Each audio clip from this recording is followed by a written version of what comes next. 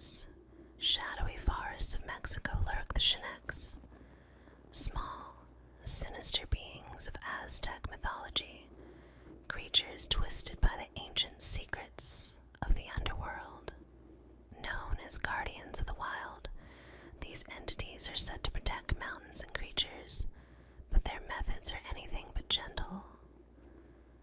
Those who wander too far into their realm often find themselves lost, surrounded by the whispering shadows of these creatures, who watch with dark, gleaming eyes.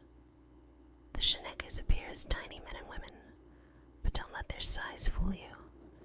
They are as ancient as the mountains themselves, with wrinkled faces that twist into sly, knowing smiles, and voices that mimic the sounds of the forest. Leaves rustling, branches cracking, animals calling.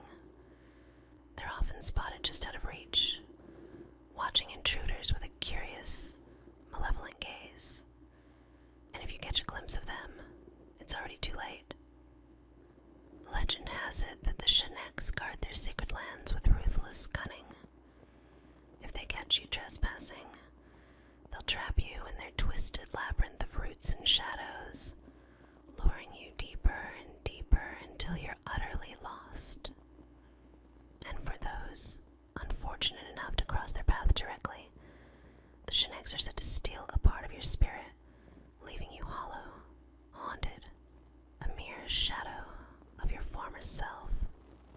Some who have encountered the Chinex return, but they're never quite the same. They speak of hearing eerie laughter that echoes in their minds, seeing flashes of tiny figures darting through the corner of their vision, and they always warn, never stray too deep into the forest. The Chineques are watching, guarding, waiting, for they are the keepers of the wild, and their spirits hunger for any who dare to disturb their domain.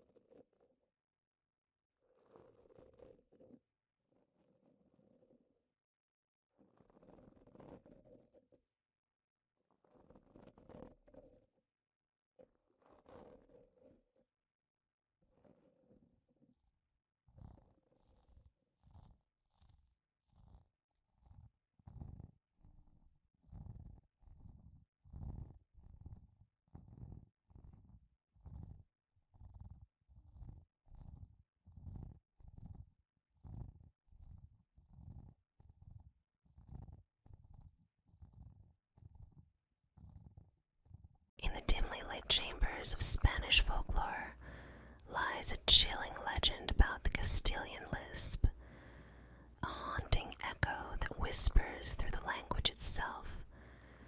According to the tale, centuries ago, there was a Spanish king whose tongue bore a strange affliction.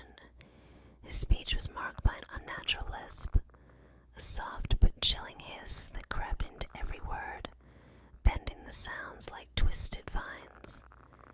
This was no ordinary speech impediment. Many believed it was a curse, some ancient hex upon the royal bloodline. The legend says that the king's court, fearful of invoking his wrath, began to mimic his lisping speech, imitating the soft, eerie sounds that dripped from his lips like poison. They say the lisp spread like an infection, starting with the nobles, then seeping into the commoners' tongues, and finally swallowing the entire land.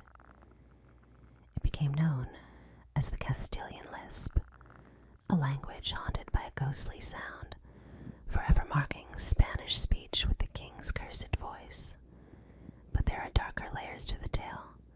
Some say that those who refused to mimic the king's speech met a horrifying end, found with throats slit, their final words etched in blood.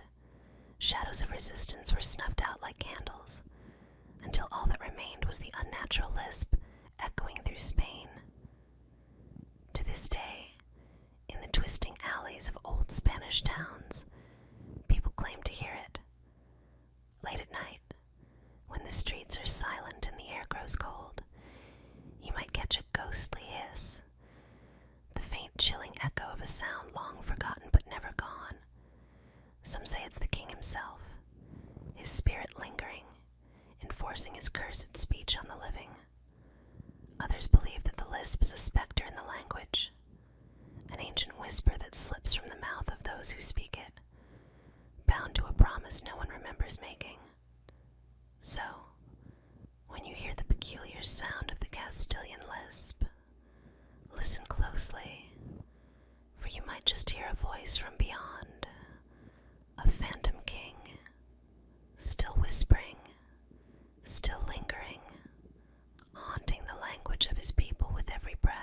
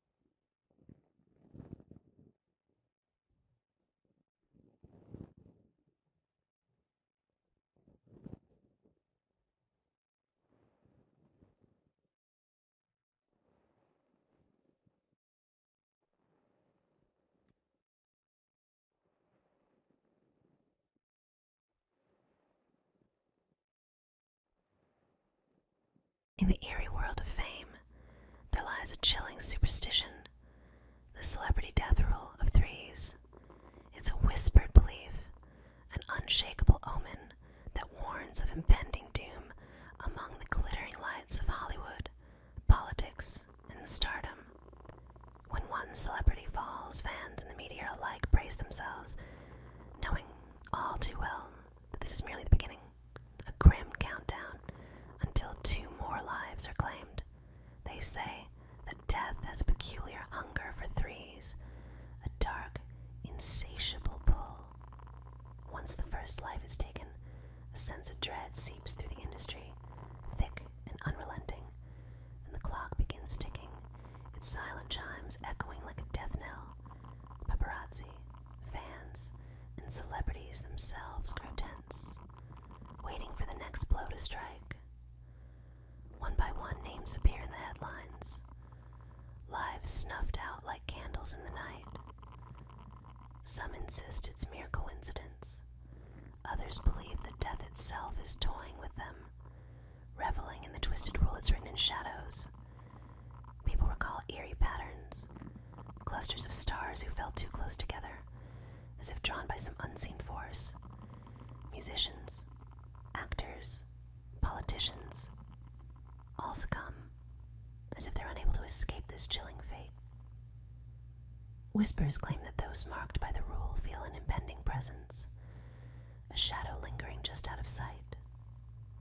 And as the third life is taken, the specter of the rule retreats, vanishing until the next cycle begins, leaving fans haunted by the pattern, their hearts heavy with fear.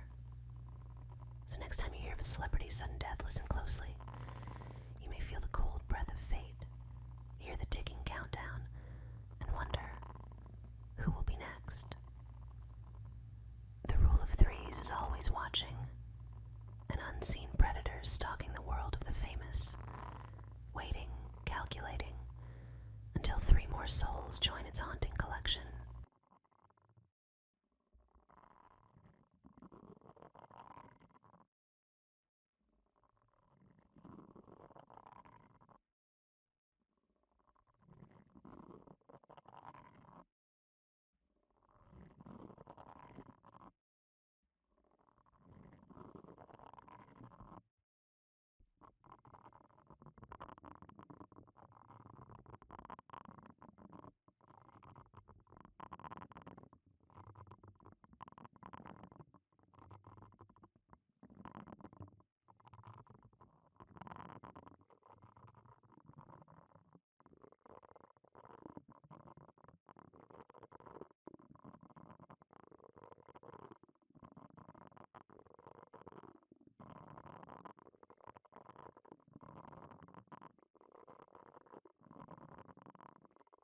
In the hushed corridors of high schools and dark corners of the internet, whispers of Carmen Winstead's name bring a chilling shudder to those who know her story.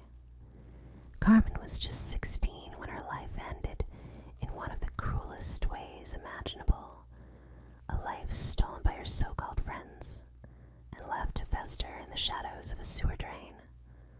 One cold gray afternoon, Carmen's classmates cornered her by an old sewer.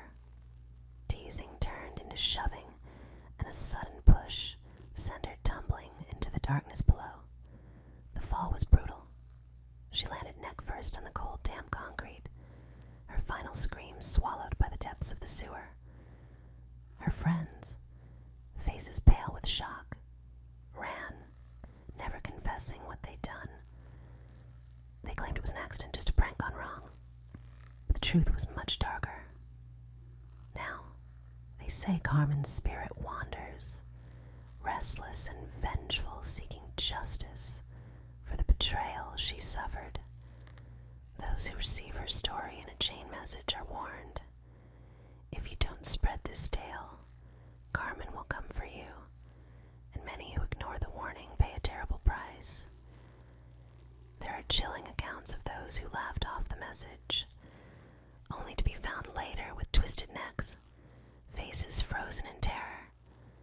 Just like Carmen's last moments, some claim to have seen her, a shadowy figure lurking in the dim glow of streetlights, her eyes wide, cold and empty, staring as if from beyond the grave. Others swear they've heard her whisper, a faint ghostly voice saying, "I'm still here." So, when you read Carmen Winstead's story, remember, she's waiting, somewhere beyond the veil, for those who ignore her tale.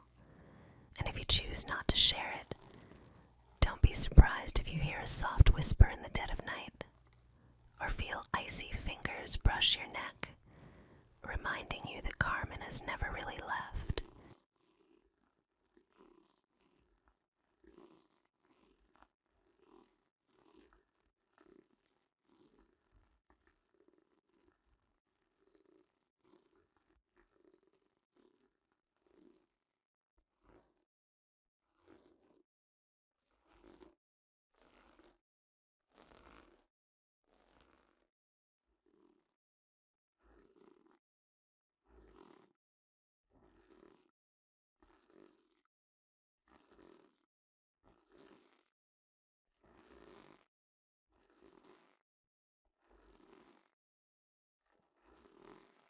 In the chilling legend of the Buckley family, an old, grainy photograph captures a haunting moment that still terrifies those who see it. The black and white image shows two children, a boy and a girl, standing eerily still, their faces expressionless, eyes empty and dark. But beneath this innocent appearance lies a sinister tale, a Halloween night turned nightmare. According to the legend, the Buckley children were quiet and reserved, hardly ever speaking to anyone but each other. On one Halloween night, however, their mother mysteriously disappeared. Neighbours grew suspicious, noticing that the house remained dark and silent, an unsettling quiet hovering over it. Days later, the truth was discovered in a twisted, horrific scene, their mother's body hidden away, with chilling evidence suggesting that the children had murdered her in cold blood. When questioned, the Buckley children claimed they did it for fun, their voices chillingly devoid of remorse. The police could find no rational motive, only a dark emptiness in the children's eyes, a void that seemed to stare right back at them, leaving officers uneasy. It's said that the Buckley children were taken away, their fate unknown, but the photograph remained, a disturbing reminder of that night. Some say that if you look into the children's eyes for too long, you'll feel an inexplicable darkness creeping over you, as though their eerie, hollow stare is reaching out, threatening to pull you into their twisted world. To this day, that haunting image is said to resurface occasionally, appearing in random places, as if the Buckley children are still watching, waiting, perhaps seeking a new victim to haunt. Those who've seen it say the cold, empty stare never leaves them, a terrifying reminder of innocence twisted into something monstrous, lingering just beyond the frame.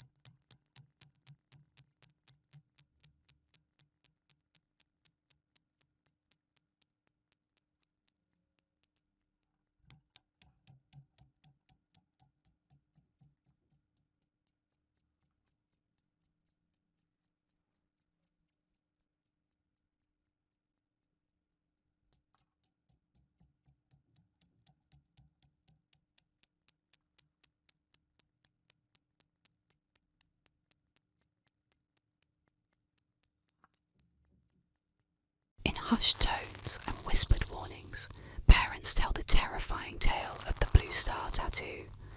This urban legend claims that beneath the guise of innocent, temporary tattoos lurks a deadly trap, a means of luring children into a nightmare from which they might never wake.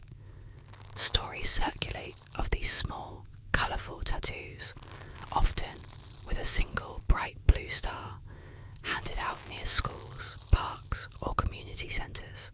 They look harmless, playful even, but these seemingly cheerful designs hide something dark. According to the legend, these tattoos aren't just stickers. They're laced with LSD, designed to seep into a child's skin upon contact, triggering powerful and horrifying hallucinations. The children are left defenceless, their minds plunged into vivid, chaotic visions as the drug takes hold, warping reality into terrifying shapes and colours. Rumours say the drug leaves children not just disoriented, but addicted, trapped in a cycle of hallucination and despair. Some tales are even darker, warning that children who come in contact with the blue star tattoo are never the same, scarred by visions they can't shake, haunted by shadows only they can see. Parents and teachers pass on the warning: if your child comes home with an unfamiliar tattoo, wash it off immediately and seek help. The danger, they say, is real, spreading unseen, like a predator preying on innocence. To this day, the blue star tattoo legend continues to instill fear, a sinister story to remind children that sometimes the things that look harmless hold the darkest secrets. And with each new telling, the shadow of the blue star spreads, its tale of silent terror lingering like a warning in the back of every parent's mind.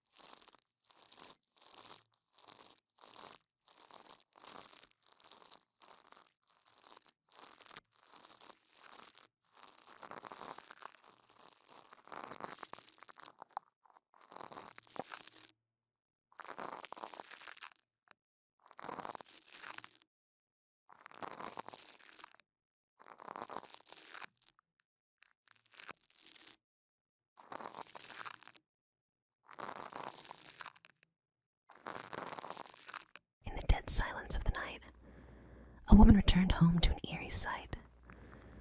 Her loyal Doberman convulsing on the floor. Panic surged as she knelt by her faithful pet, its eyes wide with desperation, pawing frantically at its throat. She wrestled with its jaws, struggling to dislodge whatever was caught. Finally, with a sickening pull, she freed a grotesque object, a severed, bloodied human finger. Horrified, she quickly dialed the vet, explaining in broken words the disturbing discovery.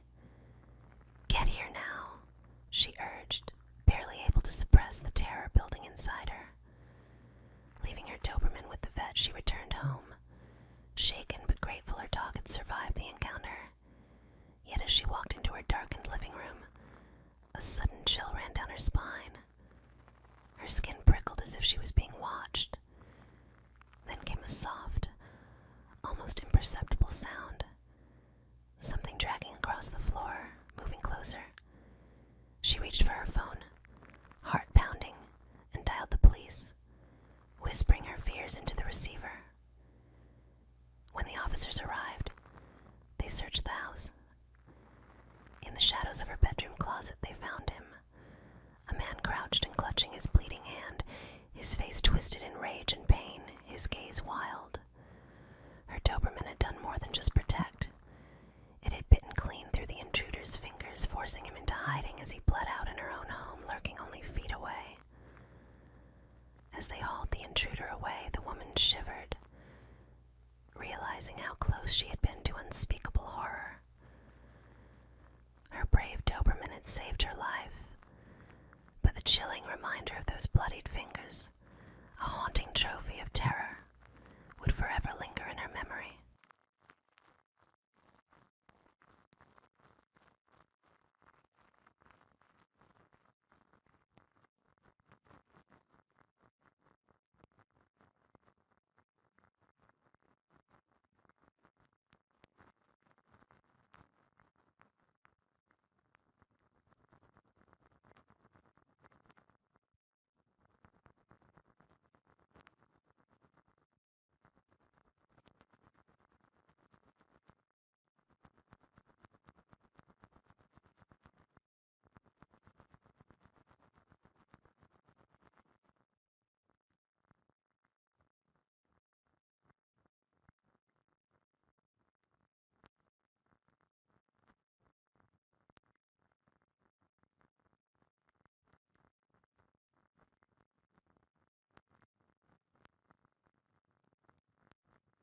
Deep in the dense, shadowy forests of Mexico lurk the Chinex, small, sinister beings of Aztec mythology, creatures twisted by the ancient secrets of the underworld.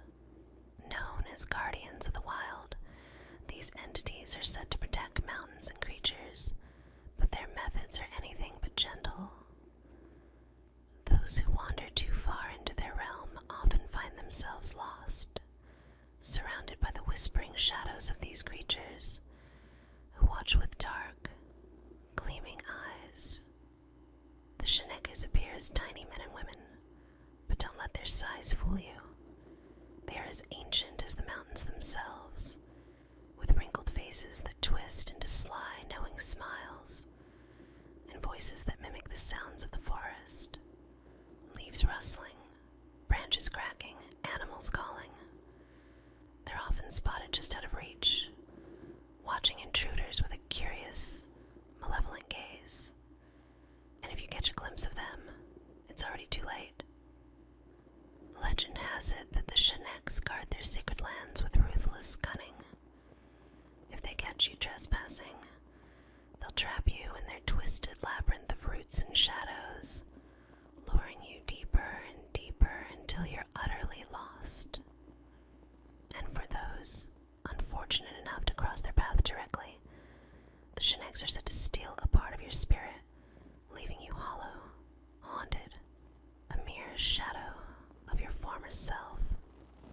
Some who have encountered the Chinex return, but they're never quite the same.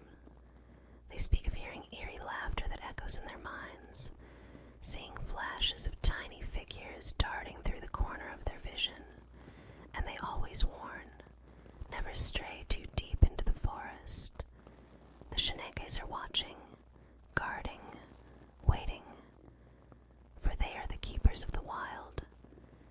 their spirits hunger for any who dare to disturb their domain.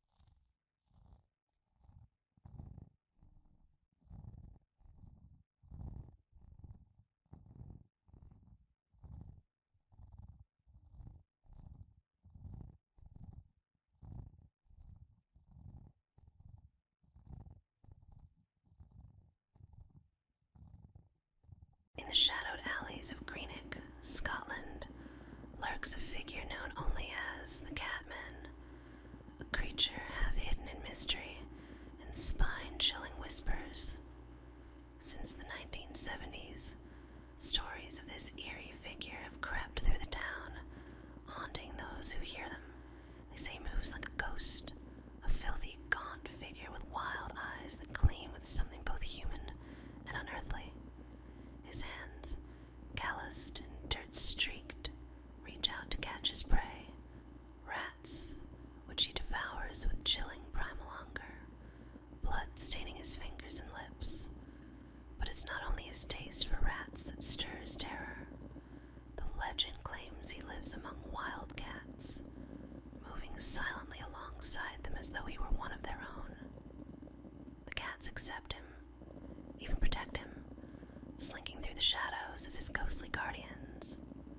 Locals swear that on quiet nights, you can see him crouched low, his face barely visible in the dim light, with wild cats prowling around him in a tight, watchful circle. Rumors say that if you lock eyes with the Catman, you'll feel an unnatural chill, as if he's peering into your soul. Some claim he was once a normal man, driven mad and feral by a life of solitude, or perhaps a restless spirit bound to Greenock streets. Many who have dared to approach him in those dark alleyways have quickly turned back, too shaken by his hollow gaze, feeling the weight of something ancient and unbroken. To this day, people pass the alleys of Greenock with hushed steps, casting wary glances into the darkness, knowing the Catman might be watching, his eyes glinting in the night, waiting, forever lingering in the shadows, more ghost than man, bound to the darkness alongside his feline companions.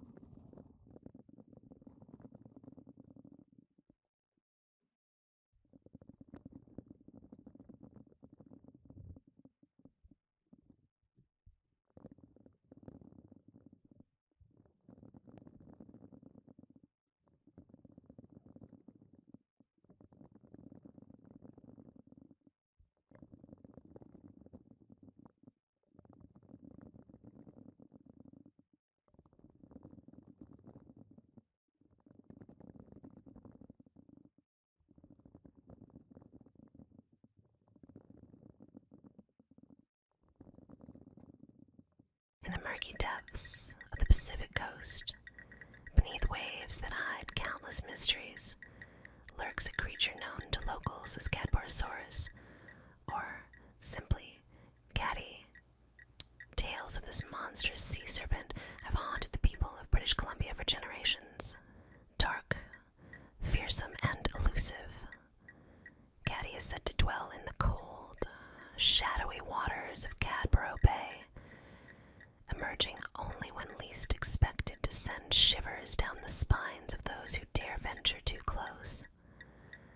Those who claim to have seen Caddy describe it as a long, sinuous beast, its body twisting and coiling through the water with terrifying grace.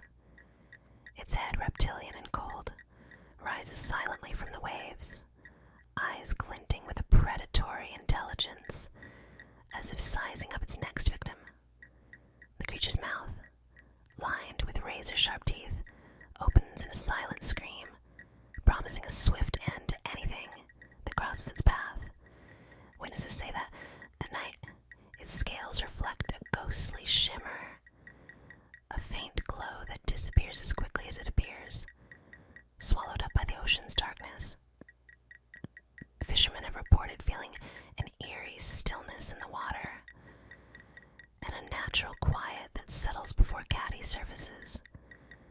Boats have been found mysteriously overturned, nets shredded and equipment destroyed. Some swear they've seen bodies, mangled and broken, washed ashore, victims they believe of this ancient, merciless predator. Legends say that Caddy is as old as the ocean itself, a survivor from a forgotten age, hungry and restless in its eternal watch.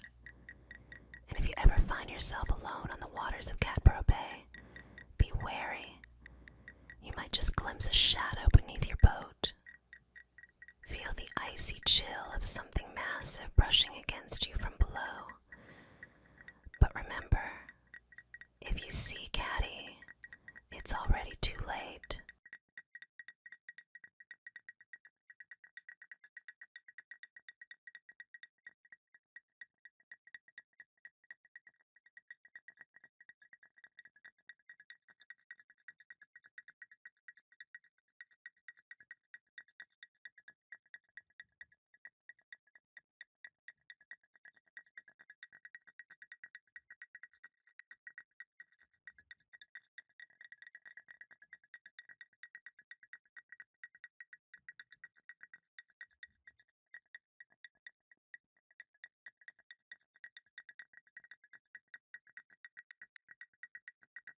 It always begins the same way.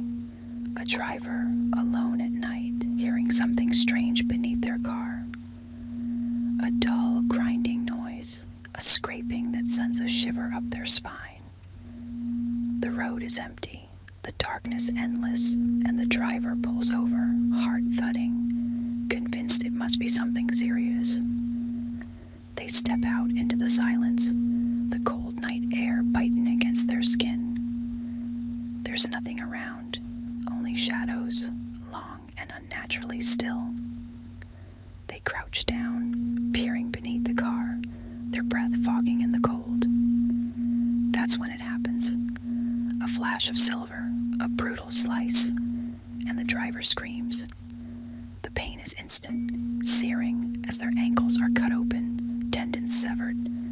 They collapse to the ground, writhing in agony, unable to move, the world blurring around them. In their panic, they see it, a shadowy figure emerging from underneath the car, moving with a calm, predatory grace. The thief rises, stepping over the driver as if they are nothing more than a discarded object. Without a word, they slide into the car, the door slamming shut, the engine roaring to life. The headlights sweep across the road, illuminating the driver's twisted form for a heartbeat before the car speeds away, leaving them alone, helpless, bleeding into the asphalt. The legend of the ankle-slicing car thief is a warning, a reminder that not all noises should be investigated, not every strange sound should be pursued. Because sometimes, in the dead of night, what waits in the shadows is not just a problem to be fixed, but a nightmare lurking beneath, ready to strike when you least expect it.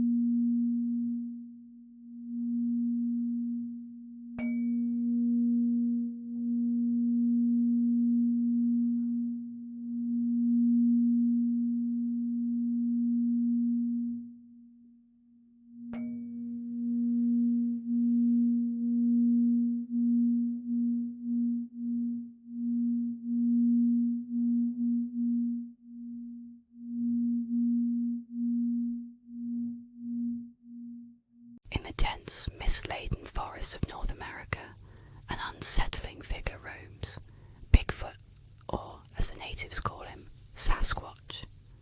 Towering at nearly 8 feet tall, this monstrous ape-like creature lurks in the shadows, a spectre of nature's wildest secrets. For centuries, stories of his terrifying encounters have spread, each tale more harrowing than the last. Hunters, campers, and wanderers alike speak of colossal footprints embedded in the earth, prints so massive no human could leave them. The chilling evidence, cast in mud and shadow, hints at something far beyond human. But Bigfoot isn't just a rumour in these parts. On cold, silent nights, the forest transforms. The usual hum of wildlife fades, replaced by an eerie silence, as though the trees themselves are holding their breath. Then, through the darkness, comes a low, guttural howl, a sound so deep and raw it seems to pierce through the soul, the unmistakable call of Sasquatch. His presence is felt before he's ever seen, a heavy, brooding shadow in the night, stalking, watching, waiting. Those unlucky enough to catch a glimpse report a creature cloaked in thick, matted fur, eyes glinting with a primal intelligence, yet filled with an unsettling, almost human understanding. His hulking frame moves with unnerving agility, slipping between trees like a ghost, his piercing gaze locking with his prey before vanishing into the underbrush. As he disappears, a foul, musky odour lingers, a reminder that Bigfoot was there, a silent warning for anyone daring enough to tread deeper. Some say he's a guardian of the wilderness, others a harbinger of doom, but all agree, Bigfoot is no myth, and in the dark heart of the forest, he waits, forever watching, his silent footfalls a deadly promise to those who venture too close to the wild.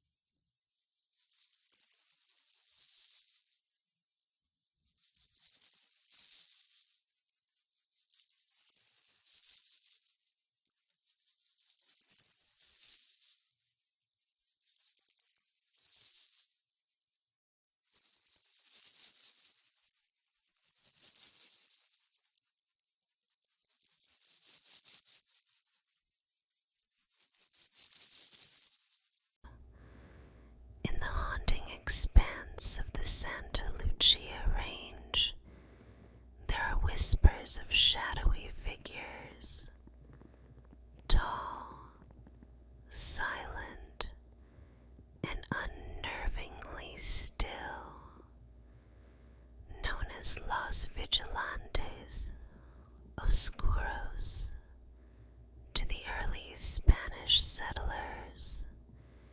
These beings are the Dark Watchers, a mysterious and terrifying presence that lurks in the high mountain peaks. No one knows who or what they are, but their chilling gaze has been reported by countless travelers who wander too close to the range. The Dark Watchers are seen at dusk. Their tall, shadowy forms standing motionless against the fading light.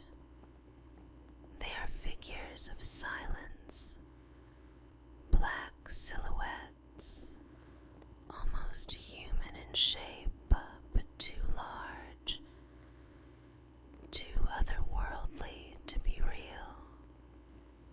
From the cliffs and hills they watch, never moving, never speaking, just observing.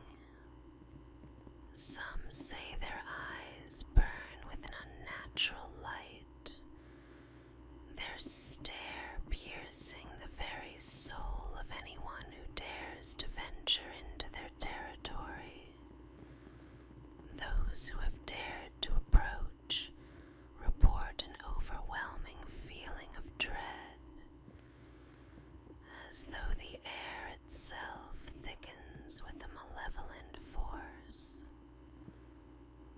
watchers never make a sound, but their presence is undeniable, heavy, suffocating.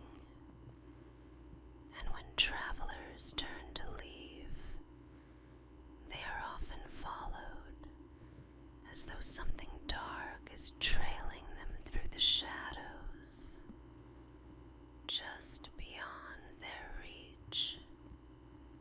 The dark watchers are a warning, a curse, or perhaps something even older, waiting for the next soul